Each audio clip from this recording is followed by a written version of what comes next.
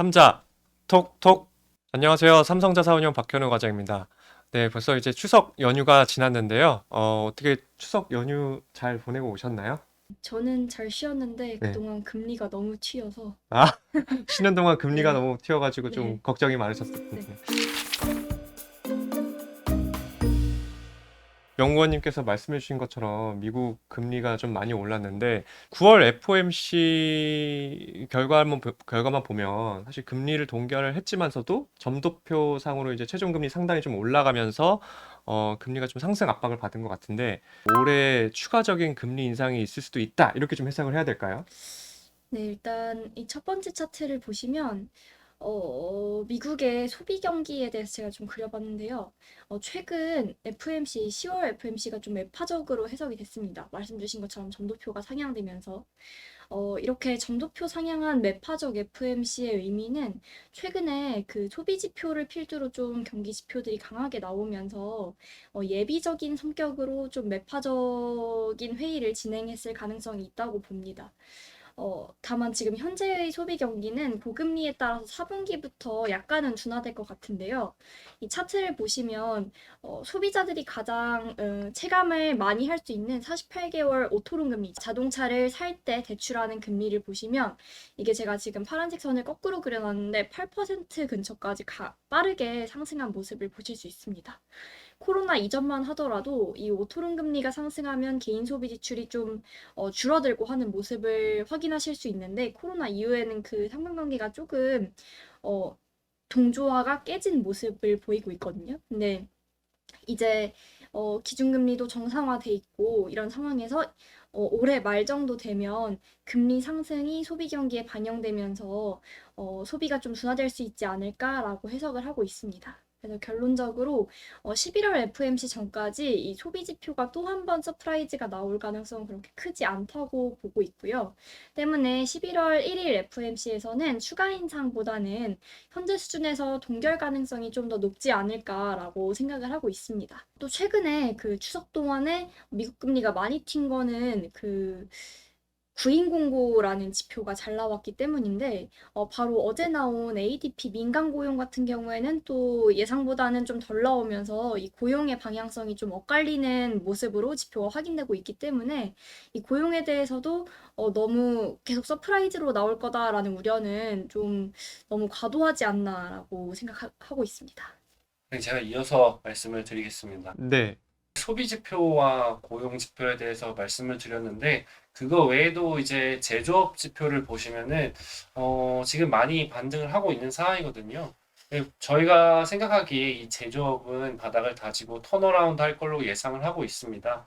그 이유는 결국에는 신규 수주가 지금 반등을 하고 있기 때문에 전반적으로 그 제조업 지수도 반등할 거다라고 보고 있습니다. 그래서 제조업 산업 자체는 턴어라운드 할 걸로 기대가 되고 있지만 다른 지표들을 확인하면은 또 그렇지 않거든요. 구인과 고용의 갭을 보시면 이게 축소가 되고 있거든요. 그러니까 전반적으로 그 고용 시장의 둔화세가 조금씩 나타나는 게 아닌가라고 저희는 생각을 하고 있습니다. 그래서 전반적으로 보면은 제조업은 턴어라운드 하고 있으나 소비 지표나 고용 지표를 확인해 보면은 이게 약간 상충이 되거든요. 그렇기 때문에 미국의 경제 성장률의 추가 상향은 제한적이지 않을까라고 저희는 전망을 하고 있습니다. 네, 연구원님께서 이어서 또 경기에 대해서 이렇게 미국 경기에 대해서 좀 설명을 해주셨는데 그럼 좀 더 들어가서 실제 미국 기업들의 이익은 지금 어떻게 흘러가고 있나요? 지금 주식시장에서 집중하는 게 조금 바뀌긴 했습니다. 추석 때 금리가 많이 튀다 보니까 주식시장 투자자들은 이익보다는 조금 할인율에 밸류에이션에 조금 더 민감하게 반응을 했죠. 그러면서 금리가 튀면서 주가 조정도 같이 왔는데 제가 생각했을 때 이거는 조정이 오래 가지는 않을 거다라고 판단을 합니다. 그 이유는 이번 10월부터 미국에서는 어닝 시즌이 시작이 되거든요. 정확하게 10월 26일에는 애플의 실적 발표가 예정이 돼 있죠. 그때 그리고 11월 1일에는 이제 FOMC가 예정이 돼 있고 그때 되면 이제 불확실성이 조금 더 완화가 되면서 결국에는 이익 성장에 주식시장은 조금 더 포커싱을 맞출 가능성이 높다라고 보고 있는데 현재 이익 상황을 보면은 2023년 3분기 이익은 지속적으로 상향 조정이 되고 있는 상황이고요. 전반적으로 연간 EPS 증가율을 보시면은 굉장히 견조한 모습을 보이고 있습니다. 그렇기 때문에 이 그 미국 주식시장의 주가 지수는 하단이 지지될 가능성이 높다라고 보고 있고, 그리고 또 이 어닝 시즌의 성적표에 따라서 섹터별 아니면 종목별 차별화가 나타날 가능성이 높다라고 보고 있는데요.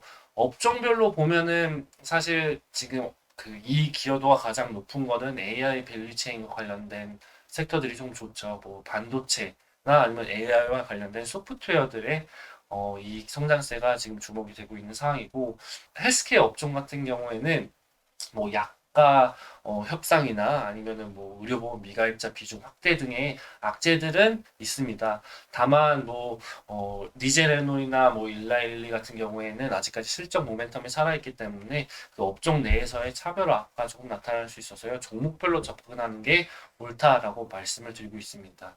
그래서 전반적으로 보면은 그 통화 FOMC를 앞두고 물가나 고용 지표에 따라서 주가 지수의 변동폭이 확대가 될 수는 있겠지만, 결국에는 어닝 시즌이 있기 때문에 그 이익 개선이나 회복세에 따라서 업종별 차별화가 나타날 가능성이 높다라고 판단을 하고 있고요. 이 과정에서 S&P 500은 에 대해서는 중립 의견을 제시하도록 하겠습니다.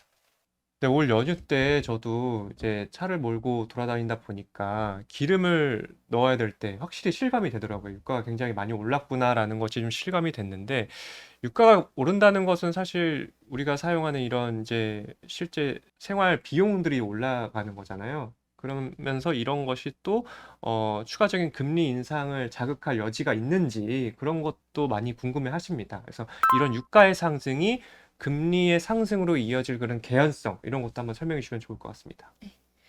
일단 차트를 보시면 유가가 많이 오르긴 했습니다. 이 2021년 초에 WTI 가격, 유가가 피크를 찍고 지금 상승률 기준으로 하단을 확인한 다음에 다시 올라오고 있는 그 핑크색 선을 확인하실 수 있고요.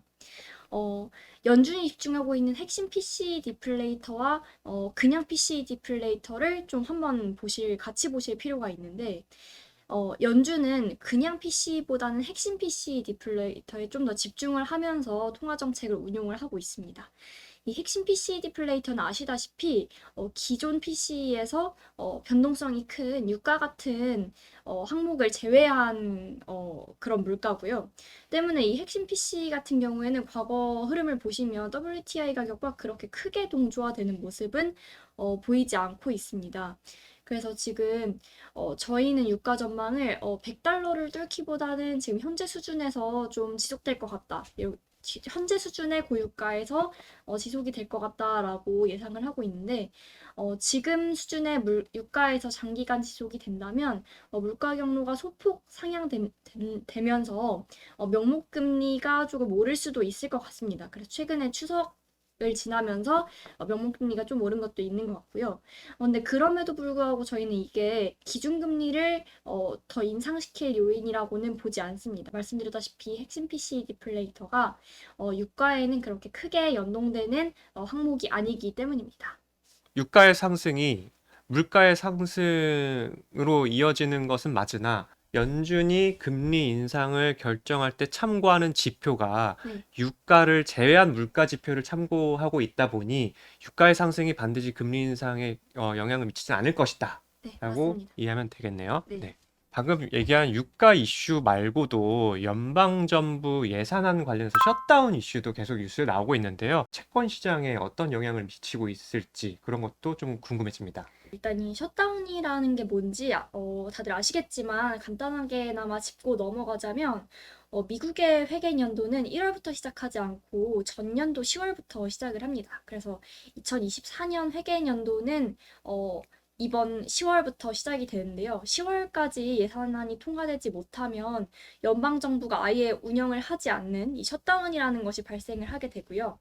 지금 하원에서는 공화당 강경파가 이 회계연도 정부 지출을 많이 줄여야 된다는 입장을 강하게 고수 중입니다. 24년 예산안을 통과시키기보다는 45일짜리 임시 예산안을 통과시켜서 11월 중순까지는 지금의 임시 예산안으로 좀 지출을 하자라고 해서 임시 방편으로 셧다운을 막아둔 상황이기는 하거든요. 근데 이 임시법안이 통과되더라도 이 임시법안이 끝나고 나면 다시 예산안이 처리되지 않을 가능성이 잔존하기 때문에 여전히 셧다운 가능성은 남아있다라고 보시는 게 맞을 것 같습니다. 그렇다면 과거에 셧다운이 있었을 때 채권금리 어떻게 됐냐라고 보시면 이 차트를 보시면 알 수 있는데 과거에 각 대통령별 셧다운이 있었을 때의 셧다운 기간과 3개월 그리고 10년 국채금리 등락을 함께 그려봤습니다. 보시다시피 굉장히 일관성 없는 모습을 확인하실 수 있는데 몇 차례 금리가 올랐던 경우는 대부분 해당 셧다운 기간에 기준금리 인상을 빠르게 했었던 경우고요. 이번 같은 경우에는 제가 말씀드렸다시피 기준금리 인상보다는 동결 가능성이 좀 더 우세한 상황이고 이러한 상황에서 셧다운이 나타난다면 안전자산 선호가 좀 강해지면서 오히려 채권금리는 하락하고 채권 가격은 상승할 수 있다라고 보고 있습니다. 그래서 연말까지 이렇게 재정정책 관련 불확실성이 이어진다면 지금 많이 올랐던 채권 금리는 조금 다시 둔화될 수 있지 않을까라고 판단을 하고 있습니다. 주식시장도 그냥 간략하게 코멘트 드리면은 네. 저희는 이제 평균 수익률을 많이 확인을 하거든요. 과거 사례를 확인을 할 때. 그 셧다운 전에 많이 빠지고요. 셧다운이 결정이 되거나 아니면 이게 패스가 되면은 그 회복 탄력성이 굉장히 높습니다. 그래서 짧은 기간에 회복을 했었던 사례가 많다라고 보시면 될 것 같습니다.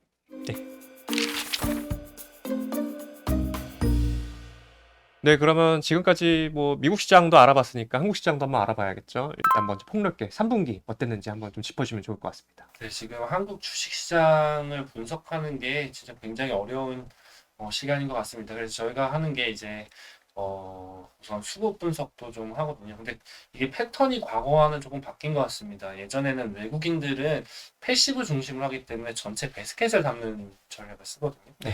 근데 지금 같은 경우에는 삼성전자나 SK 하이닉스처럼 특정 반도체 업체를 순매수하고 있기 때문에 이 두 종목을 빼고 보면은 외국인들의 순매도세는 지금 굉장히 강해져 있는 상황이다라고 보시면 될 것 같고요. 개인들 같은 경우에는 지금 2차 전지 관련 주들을 중심으로 순매수를 하고 있기는 합니다. LG 에너지 솔루션이나 뭐 포스코홀딩스나 이런 종목들을 지금 개인들은 많이 순매수를 하고 있는 상황이긴 한데요. 지금 저희가 개인들의 자금을 분석할 때 많이 보는 게 고객 예탁금이랑 뭐 이런 그 신용이랑 미수금 잔고 이런 걸 많이 보거든요.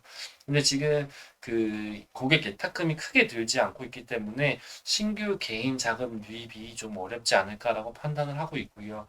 그리고 또 한 가지가 지금 신용이나 미수금 잔고가 지금 과도하게 높기 때문에 개인들의 수급 변동성이 조금 높아질 수 있는 상황이다라고 판단을 합니다. 그리고 아까 말씀드렸듯이 대외적인 불확실성 요인들이 많이 잔존해 있기 때문에요. 요게 이제 수급 변동성과 주가 변동성으로 조금 이어질 수 있다는 점은 조금 주의할 필요가 있다라고 저희는 판단을 하고 있고요. 네, 그러면 매크로적인 측면에서도 한번 살펴봐 주시면 좋을 것 같습니다. 네, 결국에는 이런 수급 변동성을 제외를 하면은 저희가 봐야 되는 게 이익 성장이고, 이익 성장과 상관관계가 높은 거는 결국엔 수출이지 않습니까? 그래서 한국 수출을 봐야 되는데, 지금 글로벌 경기 선행 지표를 보면은 턴어라운드를 하고 있으나, 한국의 수출 증가율을 보면 조금 지지부진하거든요. 지금 이게 왜 그러냐 봤을 때는 결국엔 글로벌 그 제조업의 구조적인 이슈가 있지 않습니까? 요것 때문에 지금 한국의 수출 회복 강도는 강하지 않을 거다라고 판단을 하고 있어요. 다만 그 중국의 제조업 소진이나 뭐 미국의 자본재 주문 증가나 뭐 한국의 제조업 그 재고 사이클 상으로 봤을 때 그 개선 여지는 아직 남아 있기 때문에 기대감이 나중에 강화가 된다면은 이게 나중에 주가에 반영될 가능성이 높다라고 보는데 이 시차가 보통 5개월이거든요. 그래서 요거를 조금 유심히 좀 봐야 될 필요성이 있다라고 저희는 판단을 하고 있습니다. 네, 그럼 실제로 한국 주식시장 내 기업들의 이익과 향후 이제 투자 의견까지 속 시원하게 말씀해 주시면 좋을 것 같습니다. 네, 뭐 그래서 뭐 지금 한국 이익 같은 경우에는 이익 개선에 대한 기대감은 유효합니다. 실제로 2024년 그 순이익을 보면은 전년 대비 61% 정도 증가할 걸로 예상이 되고 있기 때문에 한국 이익 개선에 대해 한 기대감은 유효를 하고요. 뭐 특히 뭐 삼성전자나 SK 하이닉스를 제외한 기업들의 실적도 반등을 하고 있기 때문에 이게 조금 긍정적인 요인으로 작용을 할 거다라고 보고 있습니다. 다만 지금 최근에 단기 순이익 전망치가 조금 하향 조정이 되고 있다 정도는 저희가 유념할 필요성은 좀 있겠다라고 말씀을 드리고 싶고요. 그 한국 주식시장 투자 의견 같은 경우에는 지금 밸류에이션 측면으로 봤을 때 15배 정도에서 지금 11배 정도로 내려온 상황이기 때문에 밸류에이션 부담감은 좀 경감이 돼 있는 상황입니다. 다만 아까 말씀드렸던 대외 불확실성의 수급 변동성 때문에 지금 코스피 자체가 레벨업 되기는 어려운 상황이다라고 판단을 하고 있고요. 지금 코스피는 그래서 한 3개월 안으로는 박스권 움직임을 보일 가능성이 높다라고 저희는 전망을 하고 있습니다. 그래서 한국 주식시장에 대해서도 중립 의견을 제시하고 있습니다. 마지막으로 이제 주식시장 살펴봐 주셨으니 우리 연구원님께서는 한국 채권시장 한번 네. 마지막으로 리뷰해 주시면 좋을 것 같습니다. 일단 한국은 기준금리 동결 사이클이 사실상 끝났습니다. 그래서 첫 인하가 언제일지에 대한 이 관심이 좀 더 높은 것 같은데요. 이 차트를 보시면 이 한국은행에서 집계하는 소비 주체들의 경기 심리 지수와 기준금리의 변동을 함께 그려봤습니다. 과거를 보시면 이 경기 주체들의 심리가 좀 한풀 꺾이고 나서 기준금리가 인하되는 모습을 확인하실 수 있는데 올해 들어서는 2023년 초부터 이 경제 심리 지수가 재차 반등을 하고 있어요. 왜 그러냐면 올해 초부터 한국은행 인하하는 거 아니야? 라는 기대가 계속 있었기 때문이죠. 올해 1월에 인상을 하고 나서 한 번도 추가 인상을 하지 않았기 때문인데요. 다만 이 지금 고금리가 계속 지속되고 있는데, 고금리에 따른 효과가 아직은 시장에 온전히 반영되지 않은 것 같습니다. 그래서 이 고금리에 대한 파급 효과가 심리에 좀 더 반영이 되고 나서 경제 심리 지수가 한풀 꺾이고 나면 그때부터 인하가 시작될 것 같은데 저희는 그 시점을 내년 1분기 정도로 보고 있고요.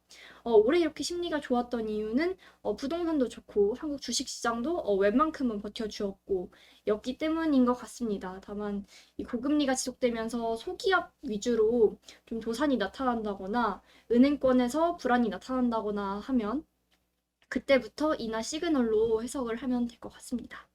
예, 그러면 오늘도 이렇게 여러 가지 지금 시장 현안에 대해서 한번 살펴보는 시간을 가져봤고요. 다음 시간에도 저희가 또 유익한 콘텐츠 가지고 찾아뵙도록 하겠습니다. 그럼 여기서 인사드리겠습니다.